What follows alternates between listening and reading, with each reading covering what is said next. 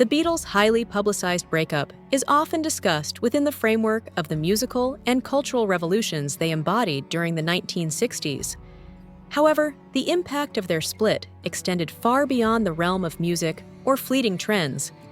It deeply affected the personal lives of Paul McCartney, John Lennon, George Harrison, and Ringo Starr.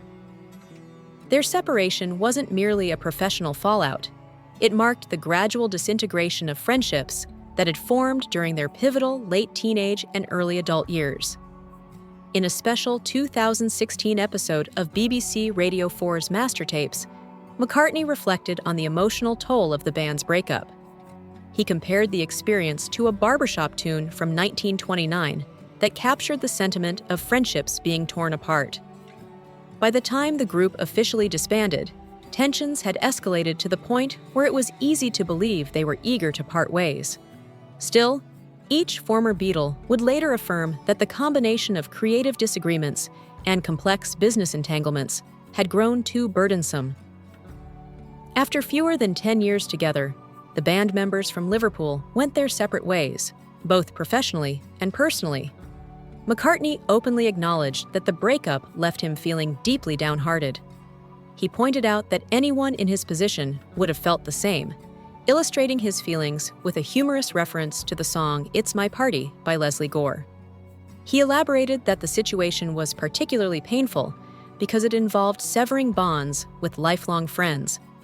For him, it felt similar to parting ways with fellow soldiers after years of camaraderie, knowing they might never reconnect.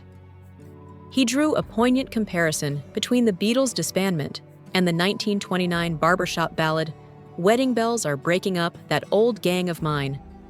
That song tells the story of childhood companions drifting apart as adult commitments, such as marriage, begin to take precedence, a theme that paralleled the growing distance between the Beatles, especially with John Lennon's evolving relationship with Yoko Ono.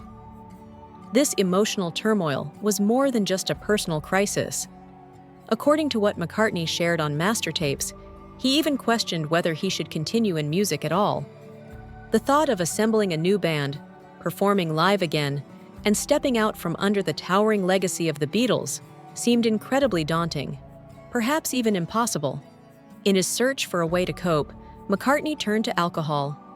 It was his wife, Linda McCartney, who urged him to pull himself together, a push that eventually led to the creation of Wings. McCartney remembered being drawn to the idea of forming a new band and wanting to start again from scratch. He admitted they weren't very good in the beginning and recalled how critics said Linda wasn't skilled at playing the keyboard, a claim he admitted was true. But he also noted that when the Beatles first started out, Lennon hadn't mastered the guitar either.